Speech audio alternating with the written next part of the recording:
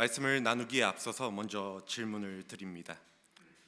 오늘 여기 함께 하시는 분들이 생각하실 때 가장 먼저 떠오르는 또 생각나는 유명한 건축물이 무엇이냐 묻는다면 어떤 건물이 떠오르시는지요?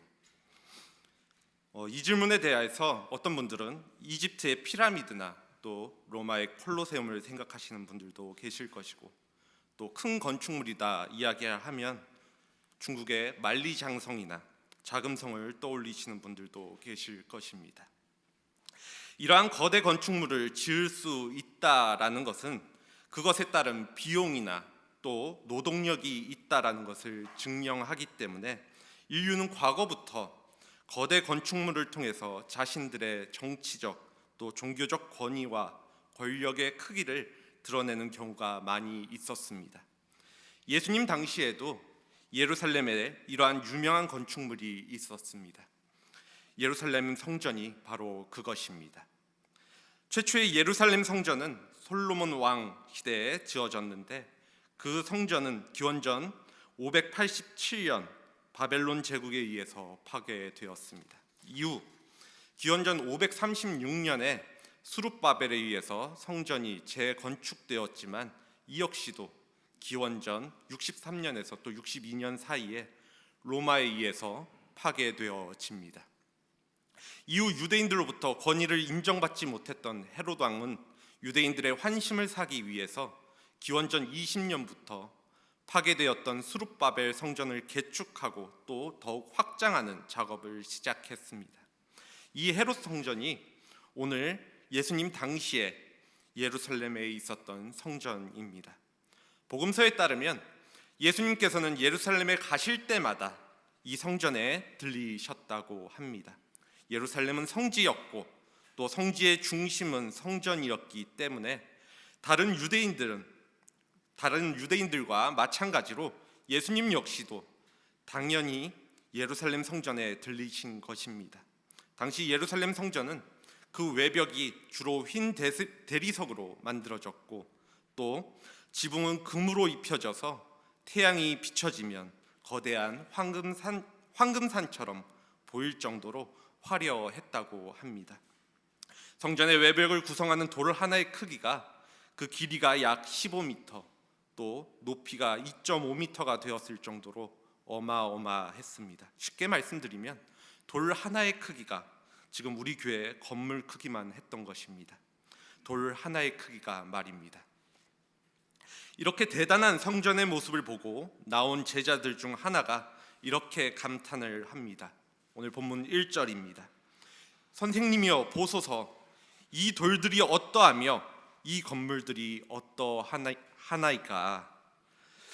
이 헤롯 성전이 완공된 것이 기원 후 63년경입니다. 그러니까 오늘 말씀 속에서 제자들이 보고 있는 당시의 성전은 완공된 모습도 아니었음에도 그 위용과 또 모습이 갈릴리 촌사람들이었던 제자들의 눈에 비치기에 탄성이 나올 정도로 대단하게 보여졌던 것입니다.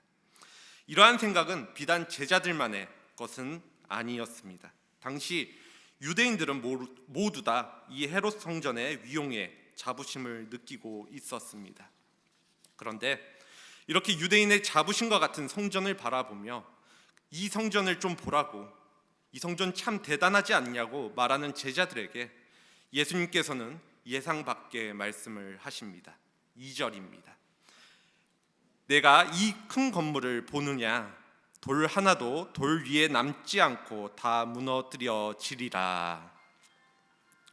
예수님께서는 너희가 이 큰 건물들을 보고 있느냐 물으시며, 웅장하고 화려한 이 거대한 건물들은 돌 위에 돌 하나도 남지 않고 온전히 또 완전히 무너뜨려질 것이라고 말씀을 하십니다.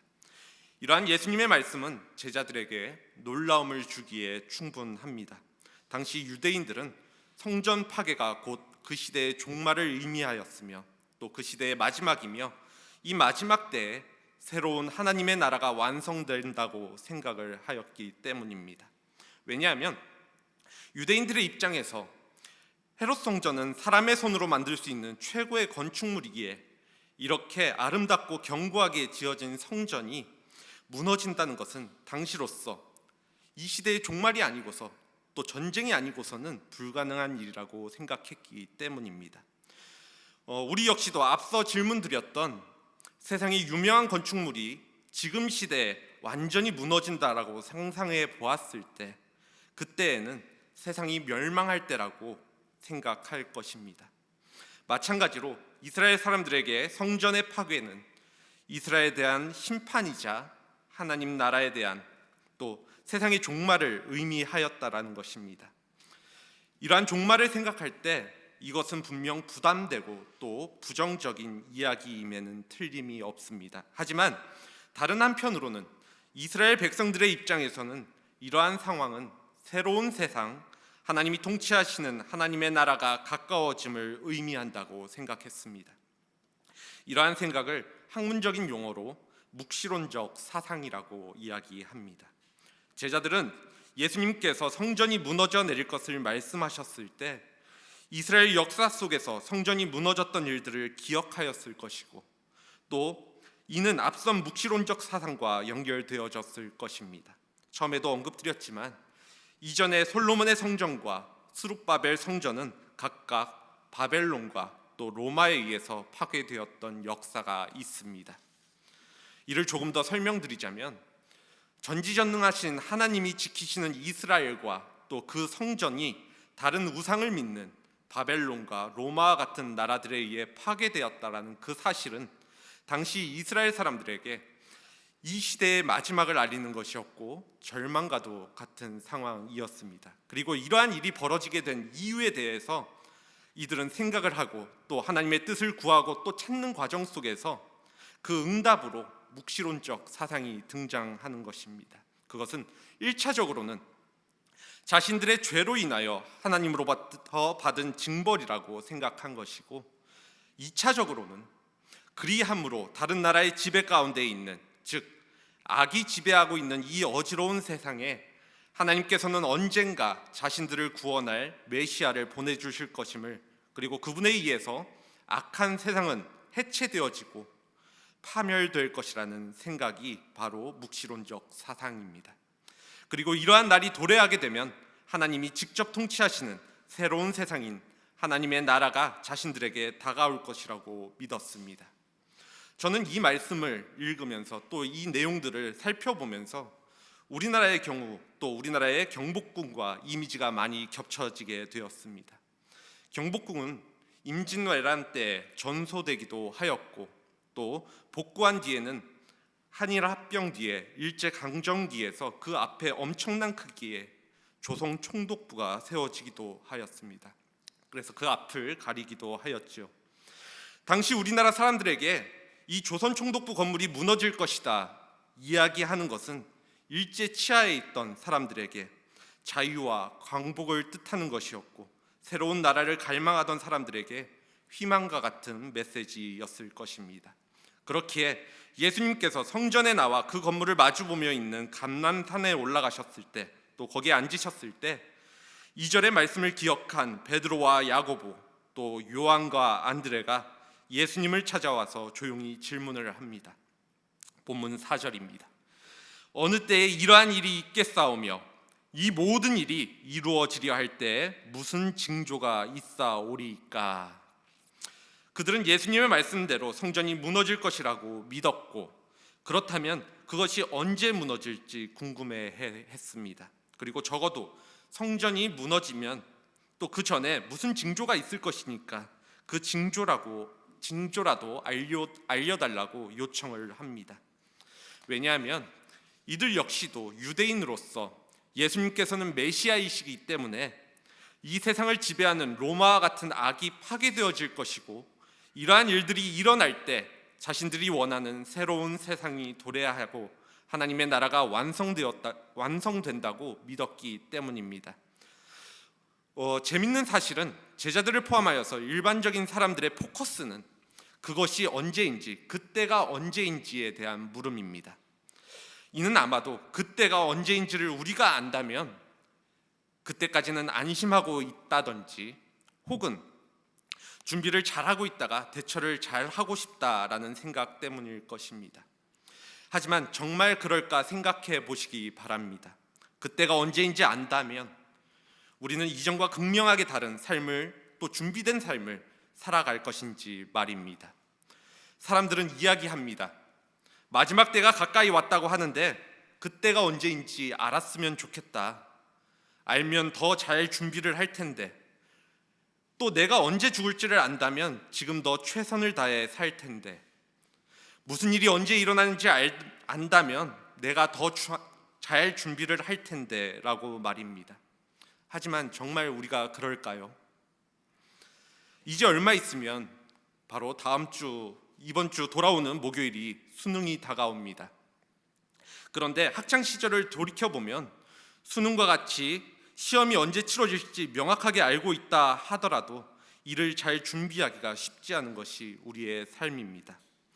고작 시험 하나에도 우리는 이러한 모습인데, 만약 우리가 죽는 날을 안다면, 또 오늘 드리는 우리의 이 예배가 마지막이라고 한다면 어떨 것인가? 지금과 완전히 다른 삶을, 또 완전히 준비되어진 삶을 살아갈 것인가 생각해 볼 때 사실 그렇지 못하다라는 사실입니다. 그렇게 우리에게 그 정확한 때가 언제인지 아는 것은 우리의 삶과 그날을 준비하는 데 있어서 실질적으로 큰 변화를 주기는 어렵습니다. 앞서 언급드린 것처럼 종말의 시간에 대해서, 또 예수님이 재림하실 때에 대해서 본문 속 베드로와 다른 제자들처럼 많은 사람들은 궁금해하고 또 알고 싶어 합니다. 하지만 예수님은 그에 대한 특정한 정확한 때를 언급하시기보다 그때에 나타나는 징조가 무엇인지를 오늘 말씀 속에서 이야기하십니다. 그 징조의 모습 중 한 가지는 자칭 예수의 출현입니다. 본문 5절 6절입니다. 너희가 사람의 미혹을 받지 않도록 주의하라. 많은 사람이 내 이름으로 와서 이르되 내가 그라 하여 많은 사람들을 미혹하리라. 예수님께서는 마지막 때에 자신의 이름을 들고 나와 내가 예수라 말하며, 혹은 내가 메시아라 말하며 많은 사람들을 미혹할 것인데, 그때 미혹받지 않도록 주의할 것을 당부하십니다. 미혹하다라는 이 말은 길을 잘못 인도하다, 또 방황케 하다라는 의미를 갖고 있습니다. 예수님 시대 이후로 수많은 자칭 예수들이 등장했습니다. 우리나라만 하더라도 언론을 통해서 드러난 스스로를 하나님이라 말하는 사람이 20명이 넘고, 또 자신이 재림 예수라, 메시아라, 또는 보혜사라 말하거나 성경의 이긴 자라고 말하는 사람들을 합치면 그들의 수 역시도 50명이 넘는다고 하니, 전 세계적으로 따진다면 인류의 역사 속에서 그 수는 이루 셀 수 없을 정도로, 또 이루다 말할 수 없을 정도일 것입니다. 이들은 그때가 언제인지 자신만이 안다고 시한부 종말론을 이야기하기도 하고, 또 자신을 따라야지만 마지막 때에 구원을 얻는다고 주장하며 사람들을 잘못된 길로 인도합니다. 사람들을 미혹하고 있는 것입니다. 이것이 우리 주변과 전혀 상관없는 동떨어진 이야기 같다라고 생각하실지 모르겠지만 사실 그렇지가 않습니다.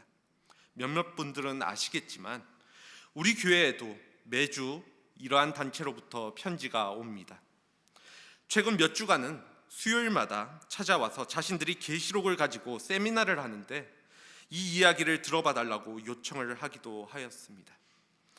이들의 말들은 성경을 그럴듯하게, 아니 그것을 넘어서 너무나도 명쾌하게 해석하는 것과 같이 보이지만 결국 자신들의 정당성을 주장하기 위하여 짜맞추어지는 해석일 뿐입니다. 그런데 이를 모르는 사람들은, 그러한 많은 사람들은 이에 미혹을 당합니다. 또한 예수님께서는 마지막 때에 전쟁과 지진, 기근이 있을 것이라고 말씀을 하십니다. 본문 8절입니다. 민족이 민족을, 나라가 나라를 대적하여 일어나겠고 곳곳에 지진이 있으며 기근이 있으리니 이는 재난의 시작이니라. 사실 전쟁의 소식은 예수님 이전에서부터 들려왔었고, 또 예수님 이후 지금까지도 한 번도 멈추지 않고 계속 일어났습니다. 나라와 나라가 싸우고 또 나라 안에서 계급 간의 전쟁을 하는 일들이 역사상 한 번도 멈추어져 본 적이 없을 정도라고 할 정도입니다. 세상에는 계속해서 크고 작은 내전이나 국가 간의 전쟁이 있어 왔고 지진이나 기근이 끊임없이 일어났으며 현재에도 일어나고 있고 또 앞으로도 계속하여 더 발생할 것입니다. 어떠한 사람들은 이러한 일들이 있을 때마다 종말의 징조라고 말하면서 하나님의 심판이다 이야기를 합니다. 지금 계속하여서 퍼져나가고 있는 코로나 바이러스도 처음 소개되었을 때 이러한 주장을 하는 사람들이 있었습니다. 그런데 사실 생각해보면 이러한 일들은 인류 역사 속에서 아담과 하와의 선악과 사건 이후로 계속하여서 일어났던 일들입니다. 인류의 역사 속에서 분열이 일어나지 않고 전쟁과 다툼도 없었으며 지진과 기근에 시달리는 사람들이 없었던 때를 찾기가 오히려 더 어렵습니다. 이러한 모습들은 전쟁의 종류가 달라지고 또 지진이나 기근이 일어나는 지역이 달라졌을 수 있어도 계속해서 일어나 왔음을, 그리고 앞으로도 계속하여 일어날 것임을 우리는 잘 알고 있다라는 것입니다. 이것이 의미하는 것이 무엇일까요? 그 해답을 오늘 본문은 이 모든 징조가 종말의 마지막 순간을 의미하는 것이 아니라 재난의 시작이라고 말씀한다라는 것입니다. 우리가 간과하지 말아야 할 것이 있는데, 종말은 모든 것이 평화로웠던 어떠한 시대 속에서 어느 날 어느 한순간 갑자기 땡하면 벌어지는 사건이 아니라는 사실입니다. 종말 그리고 또는 마지막 때라는 표현이 주는 뉘앙스가 어떠한 특정한 시간, 그 순간을 의미하는 것 같지만 사실 이것은 긴 시간이 필요합니다. 세상은 차츰차츰 무너져 내리고 있으며 또 종말을 향해 가고 있는 것입니다. 우리의 일반적인 죽음도 마찬가지입니다. 어느 한순간 갑자기 툭 하고 죽는 것이 아니라 생명이 주어진 이후로 병이 들었건 또 사고가 있었던 간에 서서히 죽음을 향해서 가고 있는 것이 우리의 삶입니다. 그렇기에 전쟁이 일어나고 기근이 생기고 또 지진이 일어나는 것이 재난의 시작이라는 말씀은 예수님의 부활 승천 이후로 종말이 이미 시작되었음을 의미합니다. 즉 우리가 지금 살아가는 이 시대가 이미 종말의 과정 속에 들어와 있는 시대인 것입니다. 우리는 종말의 시대를 이미 살아가고 있습니다. 그리고 이러한 혼란의 시대를 살아갈 때 두려워하지 말 것을 예수님께서는 분명하게 말씀하십니다. 왜냐하면 이러한 일들은 마지막 때에 반드시 또 필연적으로 숙명적으로 그 과정 속에서 일어나야 하는 일들이고 또 그것이 끝이 아니기 때문입니다. 본문 7절입니다. 난리와 난리의 소문을 들을 때 두려워하지 말라. 이러한 일이 있어야 하되 아직 끝은 아니니라. 또한 우리가 두려워하지 않을 수 있는 그 근거는 이러한 증거들이 보일 때 우리가 언제 마지막 때가 있는 종말의 시대를 살아가고 있다라는 사실을 알고 있기 때문입니다. 전에도 언급드렸지만 기독교에 있어서 종말은 분리되어질 수 없는 주제입니다. 이는 그때가 언제인지는 자세하게 모르지만 종말이 있고 그것이 다가오고 있다는 사실이 우리의 신앙에 있어서 굉장히 중요한 요소라는 것을 의미하고 있기 때문입니다. 그리고 이러한 종말의 때에 믿지 않는 자들에게 주어지는 의미는 심판이나 멸망이겠지만 믿는 우리들에게 있어서는 온전한 구원이라는 소망이 있습니다. 그렇기에 종말의 때에 믿는 자들에게 구원이 있다라는 사실은 종말의 증거들을 보았을 때 근심이나 걱정 또 두려움으로 다가오는 것이 아니라 기쁨과 소망으로 다가오게 됩니다. 그리고 오늘 본문에 이어지는 마가복음 13장 9절에서 13절에는 마지막 때에 기독교인들에게 어떠한 일이 일어날 것인지에 대한 자세한 설명이 나옵니다. 오늘 우리가 본문을 읽지 않았지만 예수님께서는 자신을 믿는 자들이 유대교 사내들인에 잡혀가고 또 재판을 받으며 매질을 당하게 될 것이고 또 형제나 가족에게도 배신을 당할 것이고 예수를 믿는다는 이유로 미움을 받기도 할 것이라고 말씀을 합니다.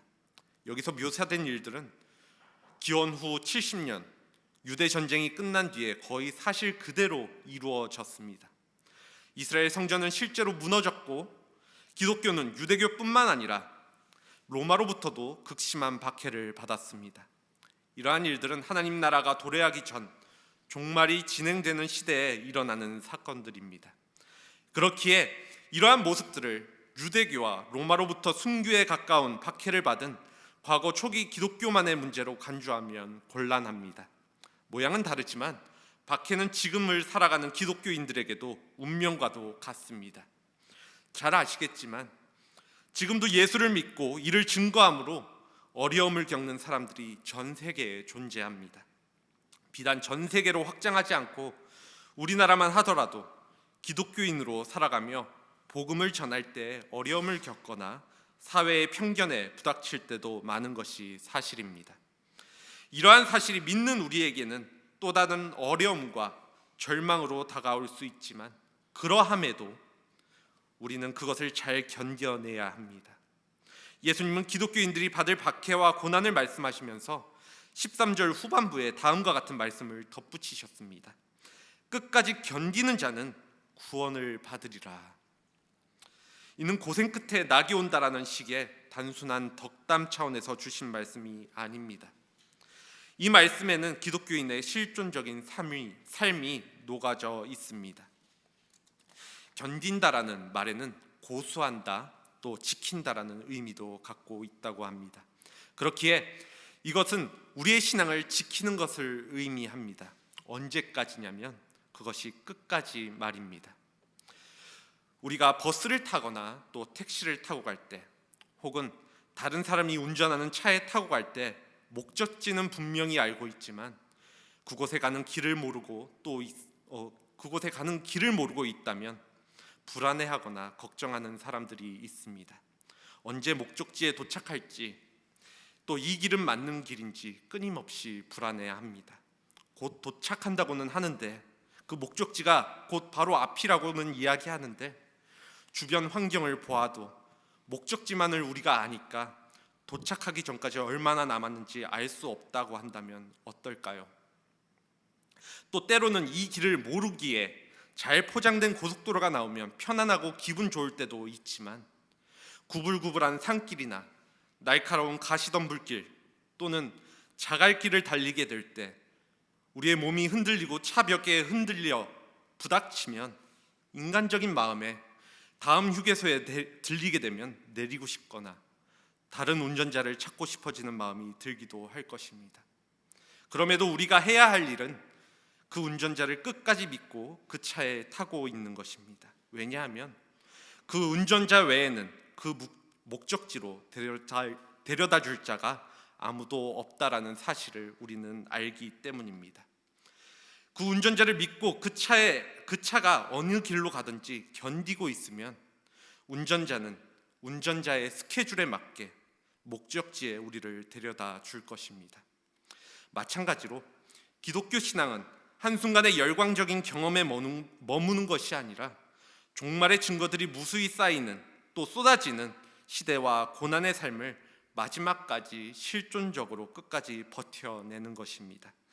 그러한 이들은 구원을 받습니다. 말씀을 정리합니다. 오늘 성전 파괴에 대한 예수님의 말씀을 듣고 제자들은 그것이 바로 종말이자 또 하나님의 나라가 가까이 왔음을 가리키는 것으로 받아들였습니다. 그래서 이들은 그때 이러한 일들이 있겠습니까? 하고 그때 어떠한 일들이 있겠습니까? 하고 질문을 했습니다. 하나님 나라가 가까이 오고 있다라는 이 사실은 사실 제자들이 예수님을 따라 나섰던 초창기부터 그들의 영혼을 불살랐던 주제였습니다.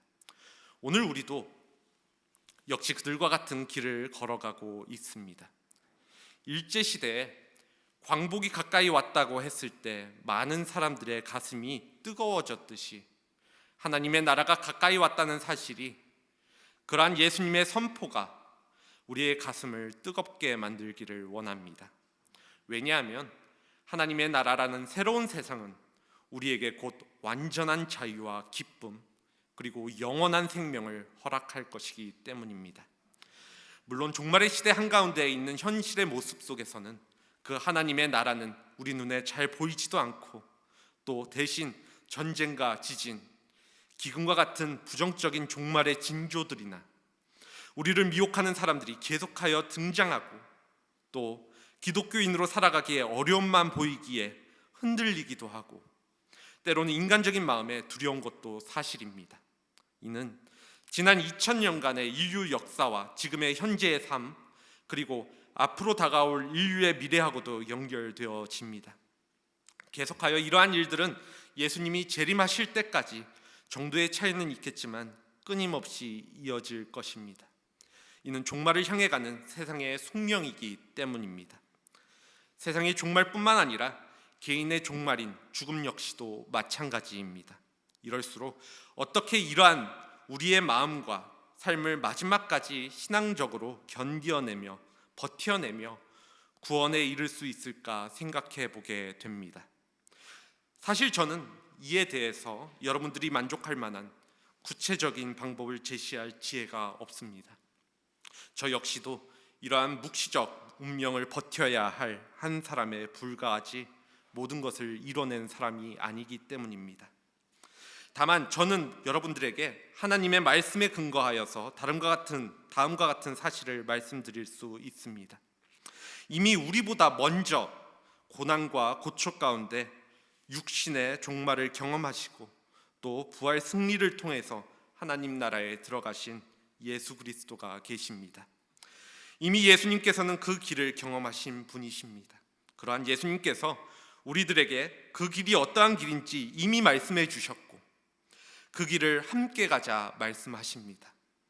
십자가와 부활의 예수 그리스도가 우리와 함께 하시기에 우리가 마지막 때를 살아갈 때 두려워할 이유도 또 견디지 못할 이유도 없습니다.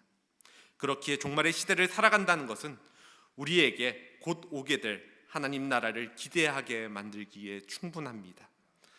하나님의 나라가 가까이 오고 있습니다. 예수 그리스도를 믿는 믿음을 끝까지 지키고 또 우리가 견뎌내므로 마지막 때에 하나님 나라에 들어가는 구원을 얻은 한사랑교회 공동체 여러분 모두가 되어지기를 간절히 소원합니다. 이 시간 함께 기도하겠습니다.